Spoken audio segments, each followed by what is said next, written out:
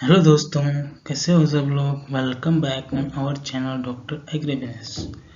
तो आज हम बात करेंगे introduction of entomology, classification and characteristics of phylum arthropoda and external structure of insect. तो सबसे पहले हम बात करेंगे introduction of entomology. Introduction of entomology means entomology शब्द कहाँ से है, उसकी डेफिनेशन, उसका संक्षिप्त विवरण। तो एंटोमोलॉजी जो वर्ड है ग्रीक भाषा के शब्द एंटोमोन से लिया गया है, जिसका मतलब होता है कट इनटू सेक्शन। और जो लोगस होता है वो सभी आप सभी को पता है कि लोगस मीन्स स्टडी। इन दोनों को अगर मिला के अपन देखें तो इसका मतलब होता है study of segmented body plan of insect. Means insect की जो सेगमेंटेड बॉडी होती है उसका अध्ययन करना। अगर हम एंटोमोलॉजी की डेफिनेशन की बात करें तो entomology is a branch of zoology, deals with the scientific study of insect. मतलब एंटोमोलॉजी एक जूलॉजी की ब्रांच है और उसमें इंसेक्ट का वैज्ञानिक रूप से अध्ययन किया जाता है। अगर हम एग्रीकल्चर एंटोमोलॉजी की बात करें तो agriculture entomology is a sub division of entomology. मतलब एग्रीकल्चर एंटोमोलॉजी एक एंटोमोलॉजी का ही सब डिवीजन है, जिसमें field crop, fruit and vegetable में जो इंसेक्ट लगते हैं उसके बारे में अपन अध्ययन करते हैं। इसके अलावा नॉन इंसेक्ट पेस्ट, मतलब इंसेक्ट के अलावा भी कुछ पेस्ट होते हैं, जैसे रैट है, निमेटोड है, उन सब का अध्ययन इसमें किया जाता है। आगे हम देखेंगे कि एंटोमोलॉजी का किस किस रूप में अध्ययन किया जा सकता है, वो कितने पार्ट्स में डिवाइडेड है। तो एंटोमोलॉजी जो है दो पार्ट्स में डिवाइडेड होता है। एक होता है फंडामेंटल एंटोमोलॉजी, दूसरा होता है अप्लाइड एंटोमोलॉजी। अगर हम फंडामेंटल एंटोमोलॉजी की बात करें तो फंडामेंटल एंटोमोलॉजी में जो है इंसेक्ट की मॉर्फोलॉजी, एनाटॉमी, फिजियोलॉजी और टेक्सोनॉमी का अध्ययन किया जाता है। जैसे मॉर्फोलॉजी की बात करें तो मॉर्फोलॉजी में जो बाहरी स्ट्रक्चर होते हैं इंसेक्ट के, जैसे कि insect antennae, insect head, insect leg, insect wing, इन सब का अध्ययन किया जाता है। अगर फिजियोलॉजी की बात करें तो फिजियोलॉजी में इंसेक्ट के आंतरिक स्ट्रक्चर, जैसे डाइजेस्टिव सिस्टम है, नर्वस सिस्टम है, एक्सक्रीटरी सिस्टम है, रिप्रोडक्टिव सिस्टम है, इन सब का अध्ययन किया जाता है। और टैक्सोनॉमी की बात करें तो टैक्सोनॉमी में जो है इंसेक्ट का ऑर्डर बाय ऑर्डर जो क्लासिफिकेशन होता है उसके बारे में हम अध्ययन करते हैं। जैसे कि कोलियोप्टेरा गण है, कोलियोप्टेरा ऑर्डर है, तो उसमें मोस्टली क्या आते हैं, बीटल्स और वीविल्स आते हैं। और लेपिडोप्टेरा में देखें तो मोथ और बटरफ्लाई आते हैं। डिप्टेरा में देखें तो ट्री फ्लाई आती है। हेमिप्टेरा में देखें तो बग्स आते हैं। तो इस प्रकार से हम देखेंगे टैक्सोनॉमी में कि इंसेक्ट का किस प्रकार से ऑर्डरिंग हो रहा है। और अगर आगे हम बात करें अप्लाइड एंटोमोलॉजी की, तो अप्लाइड एंटोमोलॉजी जो है उसमें इकोनॉमिक इम्पोर्टेंस ज़्यादा देखा जाता है। जैसे इकोनॉमिक इम्पोर्टेंस से जैसे अपने को किस प्रकार से अपन इंसेक्ट को जो फसलों को नुकसान पहुंचा रहा है उसको किस प्रकार से अपन किस वे में अपन कंट्रोल कर सकते हैं।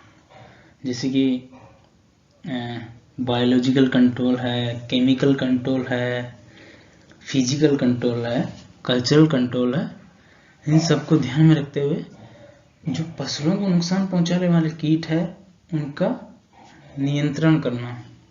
इसके अलावा जो हार्मफुल बेनिफिशियल इंसेक्ट है उनका अध्ययन किया जाता है। हार्मफुल इंसेक्ट जैसे एफिड है, ग्रास होपर है, बटरफ्लाई है। और बेनिफिशियल इंसेक्ट जैसे हनी बी है, सिल्कवर्म है, प्रीडेटर एंड पैरासाइट है। तो हनी बी की बात करें तो हनी बी में जैसे उसका रेयरिंग कैसे करते हैं, उसका होस्ट प्लांट क्या है, उसका रेयरिंग बॉक्स बनाने में क्या क्या लगता है, इन सब का अपन अध्ययन करते हैं। वही सिल्कवर्म में सेम वही रेयरिंग बॉक्स ये सब। और प्रेडेटर पैरासाइट की बात करें तो प्रेडेटर पैरासाइट में बायोलॉजिकल कंट्रोल में आता है। बायोलॉजिकल कंट्रोल में इनका यूज कैसे करें, उन सब का अध्ययन किया जाता है। तो आगे हम बात करते हैं classification of phylum arthropoda. Phylum arthropoda जो है 7 क्लासेस में डिवाइडेड होता है। फर्स्ट है ओनिकोफोरा, उसमें होते हैं पेरिपेट्स। दूसरा क्रस्टेशिया, उसमें प्रेवन, क्रैब्स, वुडलाउस ये सब आते हैं। तीसरा अरकनेडा, उसमें स्कॉर्पियन, स्पाइडर, टिक्स, माइट ये सब आते हैं। फिर होता है चिलोपोडा जिसमें सेंटीपेड होता है। फिर होता है डिप्लोपोडा जिसमें मिलीपेड्स होता है। एक होता है ट्राइलोबिटा जो कि एक अलग ही प्रकार का, इसमें क्या होता है, वाटर में जो पाए जाने वाले इंसेक्ट होते हैं, जो भी वाटर में पाए जाने वाले ऑर्गेनिज्म होते हैं वो इसमें आते हैं, इसलिए कुछ इसको अलग रखा गया। 7वां जो होता है वो होता है एक्चोपोडा जिसमें अपने इंसेक्ट आते हैं। इसको एक नाम और दे सकते हैं इंसेक्टा। इंसेक्ट इसमें आते हैं इंसेक्ट, इसलिए इसको इंसेक्टा भी बोल सकते हैं। इंसेक्ट का मतलब क्या होता है, इन मतलब इंटरनल, सेक्टा मतलब कट, मीन्स इंटरनल कट। अगर हम हेक्चोपोडा की बात करें तो हेक्चोपोडा जो होता है, हेक्सा मीन्स 6, पोडा मीन्स लेग, तो हेक्चोपोडा का मतलब हो गया 6 लेग, मीन्स इंसेक्ट जो होता है उसमें 6 लेग पाए जाते हैं, इसलिए इसका नाम है हेक्चोपोडा। अब आगे अपन पढ़ेंगे कैरेक्टरिस्टिक्स ऑफ फाइलम ऑर्थोपोडा। जो मेन कैरेक्टरिस्टिक्स है ऑर्थोपोडा की उसके बारे में हम पढ़ेंगे। जो फर्स्ट है पोसेस ए काइटिनस एक्सोस्केलेटन, मतलब इसका जो एक्सोस्केलेटन जिसको अपन क्यूटिकल या इंटेगुमेंट भी बोल सकते हैं, वो काइटिनस होती है, मतलब उसमें काइटिन पाया जाता है। दूसरा है जॉइंटेड अपेंडेज पाए जाते हैं इसमें। तो ऑर्थोपोडा जो होता है उसमें जॉइंटेड अपेंडेज होते हैं। तीसरा है बॉडी सेगमेंटेड होती है, ठीक है, बॉडी खंडों में बटी हुई डिवाइडेड होती है। चौथा है जो बॉडी होती है इसकी बाइलेटरल सिमेट्री होती है। बाइलेटरल सिमेट्री मतलब ऊर्ध्वाधर कट अपन लगाएंगे तो जो आंतरिक जो स्ट्रक्चर है दोनों भागों का एक जैसा दिखाई देता है इसको, इसलिए इसको बाइलेटरल सिमेट्री बोलते हैं। और इसमें एक ओपन टाइप सर्कुलेटरी सिस्टम होता है। कोयलों में कैविटी होती है जो ब्लड से भरी होती है। एक पैर कंपाउंड आई पाई जाती है, कहाँ पे, हेड पे। और जो डाइजेस्टिव सिस्टम होता है वो इसका वेल डेवलप्ड होता है। तो आगे हम बात करेंगे क्लास इंसेक्टा, उसके कैरेक्टरिस्टिक्स क्या है। तो फर्स्ट कैरेक्टरिस्टिक्स है जो उसकी बॉडी जो होती है 3 पार्ट्स में डिवाइडेड होती है। फर्स्ट है हेड, दूसरा थोरैक्स, तीसरा है एब्डोमेन। जो अपना स्लाइड है उसमें जो फर्स्ट फोटोग्राफ है उसमें आप देख सकते हो कि फर्स्ट हेड, दूसरा थोरैक्स, तीसरा एब्डोमेन। तो आप समझ सकते हो कि हेड कौन सा होता है, थोरैक्स कौन सा होता है और एब्डोमेन कौन सा होता है। दूसरे कैरेक्टरिस्टिक्स की बात करें तो इसमें जो हेड होता है उसमें एक पैर एंटीनी पाई जाती है, एक पैर कंपाउंड आई पाई जाती है, ये सब हेड में पाए जाते हैं। अब आप थोरैक्स की बात करें तो थोरैक्स जो होता है सेंटर होता है इंसेक्ट बॉडी का, और ये लोकोमोशन के काम आता है। इस पे क्या होता है 3 पेयर ऑफ लेग होते हैं, मतलब 3 जोड़ी लेग पाए जाते हैं। और 2 पेयर ऑफ विंग होते हैं, मतलब 2 जोड़ी विंग पाए जाते हैं।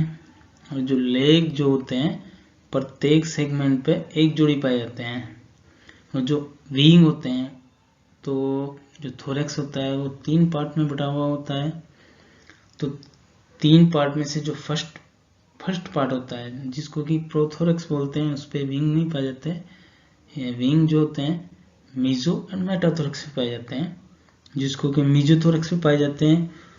उस विंग को फोरविंग बोलते हैं। और मेटाथोरैक्स में पाए जाते हैं उनको हैंड विंग बोलते हैं।